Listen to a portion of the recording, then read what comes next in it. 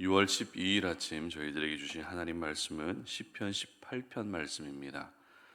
시편 18편 1절로 3절까지 말씀 함께 보겠습니다. 나의 힘이신 여호와여, 내가 주를 사랑하나이다. 여호와는 나의 반석이시요 나의 요새시요 나를 건지시는 이시요 나의 하나님이시요 내가 그 안에 피할 나의 바위시요 나의 방패시요 나의 구원의 뿌리시요 나의 산성이시로다. 내가 찬송받으실 여호와께 아뢰리니 내 원수들에게서 구원을 얻으리로다. 아멘. 당신이 경험한 하나님을 고백하라 라는 제목으로 오늘 아침 말씀 전합니다. 1995년 대중가요 중에 큰 인기를 얻은 노래 중에 취중진담이라고 하는 노래가 있습니다. 취중진담의 의미는 술에 취하면 자기의 속마음을 자기도 모르게 털어놓게 된다라는 그런 의미죠. 이 노래의 가사의 내용도 역시 사랑하는 사람에게 맨정신으로 말하기 힘든 사랑의 고백을 술의 힘을 빌려서 하게 된다라는 그런 내용입니다. 이렇게 사람들이 술의 힘을 빌려가면서까지 상대방을 향한 내 마음을 표현하고자 하는 이유는 고백하는 말이 그 힘이 굉장히 크기 때문에 술에 취해서라도 술의 힘을 빌려서라도 자신의 속마음을 이야기하게 된다는 것이죠. 보통 우리가 고백할 때 어떤 마음을 가지고 고백하게 됩니까? 사랑의 고백이든 아니면 감사의 고백이든 아니면 죄의 고백이든 그 고백에는 그 사람의 마음이 그대로 반영될 수밖에 없습니다. 그 진심이 반영된 가운데 고백을 하게 되기 때문에 진심의 마음이 상대방에게 그대로 전달되고, 그래서 그 진심의 마음으로 인해서 고백의 힘이 더 커지게 되는 것 같습니다. 오늘 본문은 다윗이 쓴 시편 18편 말씀을 함께 우리가 묵상하게 되는데요. 시편 18편은 사무엘하 22장 말씀과 거의 흡사한 말씀입니다. 이렇게 비슷한 말씀이 사무엘하 말씀에도 기록이 되어 있고 오늘 시편에도 기록되어 있다라는 것은 이 노래를 통해서 다윗은 하나님을 향한 자신의 마음을 거듭 강조하고 싶어 했고 표현하고 싶어 했고 고백하고 싶어 했다라는 것을 알게 되는 것입니다. 시편 18편의 표제를 보게 되면 사울을 비롯한 모든 원수들의 손으로부터 구원해 주신 하나님의 은혜를 기억하며 쓴 시입니다. 특별히 다윗은 시편 18편 말씀을 시작하면서 자신이 경험한 하나님이 어떤 분이신지에 대해서 이야기하면서 고백하고 또 이 시편 18편 말씀을 시작하고 있는 것을 볼 수 있습니다. 먼저 1절 말씀을 함께 보도록 하겠습니다. 나의 힘이신 여호와여, 내가 주를 사랑하나이다. 아멘. 다윗의 하나님이 어떤 분이시라고요? 나의 힘이 되신 하나님. 다윗에게 영원한 힘이 되시는 하나님이라고 고백하고 있다는 것입니다. 그리고 이어지는 2절 말씀도 보시기 바랍니다. 여호와는 나의 반석이시요 나의 요새시요 나를 건지시는 이시요 나의 하나님이시요 내가 그 안에 피할 나의 바위시요 나의 방패시요 나의 구원의 뿌리시요 나의 산성이시로다. 아멘. 2절 말씀에서는 하나님에 대해서 정말 다양하게 고백하고 있는 것을 볼 수 있죠. 반석이신 하나님, 요새이신 하나님, 나를 건지시는 하나님, 나의 바위이신 하나님, 나의 방패이시고 나의 구원의 뿌리 되시고 나의 산성이 되신다고 하는 하나님에 대해서 참 다양하게 표현하고 고백하고 있는 것을 보게 됩니다. 여러분, 하나님이 여러분이십니까? 하나님이 여러분의 하나님이십니까? 아니죠. 한 분이십니다. 우리 하나님은 언제나 한 분 하나님이십니다. 그러나 하나님에 대해서 이렇게 다양하게 고백할 수 있다는 것은 다윗이 경험한 하나님이 어느 한 가지의 모습으로 정의 내릴 수 없을 만큼 정말 다양하다라는 것을 알 수 있는 부분이죠. 다윗은 결코 시를 잘 쓰고 노래를 잘 부르고 표현력이 좋아서 하나님에 대해서 이렇게 다양하게 표현했던 것이 아닙니다. 하나님을 경험한 그 경험이 수를 셀 수 없을 만큼 많았기 때문에, 정말 그 경험이 다양했기 때문에 이와 같이 다양한 하나님을 고백할 수 있었던 것입니다. 그러므로 오늘 이 아침 저희들이 먼저 기억해야 할 것은 내가 하나님을 한 번, 두 번 경험했다고 해서 그것으로 내가 하나님을 다 경험했다라고 생각하는 일이 없었으면 좋겠습니다. 우리 하나님은 온 우주보다 넓은 하나님이시기 때문에 날마다 우리는 새로운 하나님을 경험할 수 있어야 되는 것입니다. 어제 경험한 하나님으로 만족하는 것이 아니라 오늘 경험하게 될 하나님을 기대하고 또 내일 경험하게 될 하나님을 기대하며 사는 것이 바로 저희들의 삶이 될 수 있어야 하는 것입니다. 그런데 우리가 이 땅 가운데서 하나님을 경험하기 위해서 잊지 말아야 될 중요한 사실이 있습니다. 그것이 무엇인가 하면 바로 영적 민감함입니다.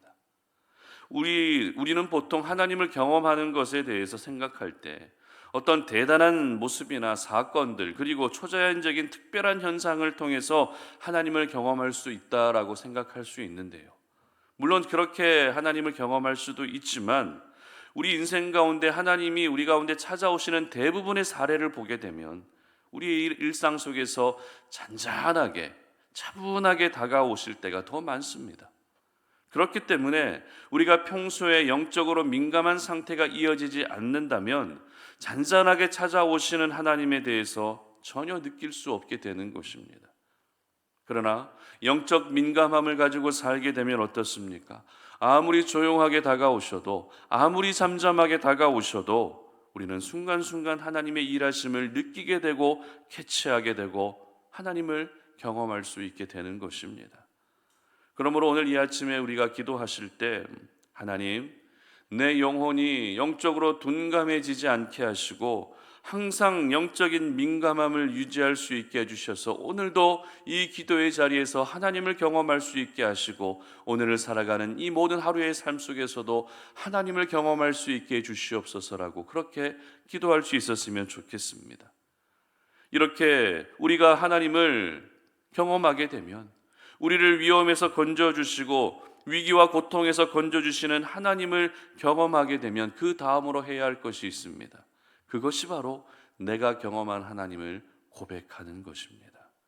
내가 경험한 하나님을 고백할 때 그 고백을 통해서 하나님은 영광을 받아주실 뿐만 아니라 우리는 흔들리지 않는 믿음으로 이 땅을 살아갈 수 있게 되는 것입니다.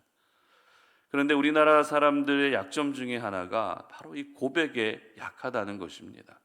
고백하는 것을 굉장히 부끄러워할 때가 많습니다.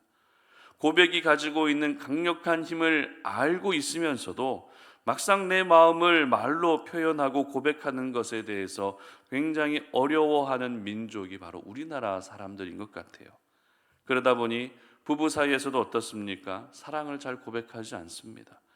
굳이 고백하지 않아도 내가 당신 사랑하는 거 다 알지라고 그런 식으로 대충 넘어갈 때가 있다는 것이죠. 부부간에만 그렇습니까? 자녀들과의 관계 속에서도 그럴 때가 참 많습니다. 그러면서 이제는 하나님을 향해서도 고백하는 것에 대해서 점점 인색해지는 것이 바로 저희들의 모습이 되어가고 있습니다. 여러분, 당연한 것이라도 표현하고 또 고백하게 되면 상대방이 받게 되는 감동은 더 커질 수밖에 없습니다. 당연하기 때문에 생략할 것이 아니라 당연하기 때문에 더 표현하고 더 고백할 수 있어야 하는 것입니다. 그러므로 내가 삶 속에서 하나님을 경험했다면 내가 경험한 하나님을 고백하는 것이 바로 우리 하나님께 영광을 올려드리는 것이 된다는 사실을 오늘 이 아침에 꼭 기억할 수 있었으면 좋겠습니다. 무언가 대단한 일을 통해서 하나님이 영광을 받아주시는 것이 아닙니다. 우리가 꼭 대단한 일을 해야만 하나님이 영광을 받아주시는 것이 아니라 하나님을 향해서 내 진심의 마음을 담아서 올려드리는 그 고백을 통해 하나님은 영광을 받아주시는 것입니다. 오늘 다윗이 다양한 표현으로 자신이 경험한 하나님을 고백했던 것을 기억하시면서 다윗과 같은 고백도 괜찮습니다. 아니면 여러분만의 고백도 괜찮습니다. 어떤 고백이든지 간에 내가 경험한 하나님을 고백하는 것이 저와 여러분의 거룩한 습관이 되게 하시기를 바랍니다. 특별히 저희들은 고백의 의미를 생각하면서 단순히 고백하는 것이 속마음을 털어놓는 것이다 라는 것 이상의 의미가 있다는 것을 알 수 있어야 되는데요. 오늘 본문 시편 18편 49절 말씀을 함께 보도록 하겠습니다. 여호와여, 이러므로 내가 이방 나라들 중에서 주께 감사하며 주의 이름을 찬송하리이다. 아멘. 여기서 감사하고 찬양한다는 의미로 사용된 단어가 바로 고백한다라는 단어입니다. 무슨 말입니까? 고백한다는 것은 하나님께 감사한다는 의미죠. 고백한다는 것은 하나님을 찬양한다라는 더 깊고 더 넓은 의미를 가지고 있습니다. 따라서 고백은 아무나 할 수 있는 것이 아닙니다. 나를 만나주시고 나를 살려주시고 나를 구원해 주신 하나님을 향해 감사하는 마음을 가지고 있는 사람들이 할 수 있는 것이 바로 고백하는 것입니다. 그러므로 내가 경험한 하나님을 고백하기 위해서 우리는 먼저 하나님에 대한 감사의 마음들을 가질 수 있어야 합니다. 하나님이 베풀어 주신 은혜를 당연한 것으로 여기는 것이 아니라 하나님이 베풀어 주신 모든 은혜를 진짜 은혜로 여길 때 내가 경험한 하나님을 고백할 수 있는 것입니다. 여러분, 오늘을 시작하면서 여러분이 경험한 하나님을 여러분이 사용할 수 있는 모든 표현들을 동원해서 한번 고백할 수 있었으면 좋겠습니다. 하나님은 여러분이 올려드리는 그 고백을 기뻐 받아주실 것입니다. 그리고 오늘을 살아갈 때의 세상 속에서 무너지지 않도록 여러분을 지켜주실 것입니다. 마지막으로 시편 18편 50절 말씀을 함께 읽도록 하겠습니다. 여호와께서 그 왕에게 큰 구원을 주시며 기름 부음 받은 자에게 인자를 베푸시며 영원토록 다윗과 그 후손에게로다. 아멘. 다윗은 자신이 경험한 하나님을 고백한 후에 앞으로도 변함없이 나를 지켜주실 하나님에 대한 확신으로 시편 18편을 마무리하고 있습니다. 그렇습니다. 하나님의 사람들은 결국 확신을 가질 수 있어야 합니다. 하나님을 향한 고백이 결국에는 확신으로 이어지게 해야 하는 것입니다. 바라기는 우리 성도님들 모두가 여러분이 경험한 하나님을 여러분이 표현할 수 있는 모든 표현으로 고백하셔서 그 고백이 이제는 확신이 되게 하시고 그 확신이 이 땅을 살아갈 때 여러분이 겪고 있는 여러 위기와 고통 속에서도 살려주시는 하나님의 은혜를 경험하는 그런 귀한 통로가 되시기를 주님의 이름으로 축복합니다. 함께 기도하겠습니다. 살아계신 아버지 하나님, 감사합니다. 오늘도 우리가 이 시간에 주님 앞에 나와서 예배하며 기도하며 오늘 이 하루를 시작합니다. 하나님, 오늘 이 하루를 시작할 때에 하나님이 나에게 베풀어 주셨던 수많은 은혜들을 한번 기억해 봅니다. 그리고 내가 오늘도 이 땅을 살아가면서 하나님과의 뜨거운 만남, 하나님을 더 인격적으로 경험하기를 원하는 그 만남을 사모하며 오늘을 시작합니다. 아버지 하나님, 우리를 만나 주시옵소서. 어떤 방편으로든 나를 만나 주셔서 내 삶 가운데 역사하시고 계시고 내 삶 가운데 일하고 계시는 하나님을 다양하게 만날 수 있도록 도와주시옵소서. 사랑의 하나님을 만났다면 두려움의 하나님도 만날 수 있게 하시고 공의의 하나님도 만날 수 있게 하시고 평강의 하나님도 만날 수 있게 하셔서 다양한 하나님과의 그 만남이 결국에는 하나님을 향한 믿음의 고백으로 이어질 수 있게 하시고 그 믿음의 고백을 통해서 결국에는 내 인생을 책임지시고 나를 살게 하시는 하나님을 향한 확신으로 마칠 수 있는 오늘 이 하루가 되게 하여 주시옵소서. 감사드리며 예수님의 이름으로 기도드립니다. 아멘.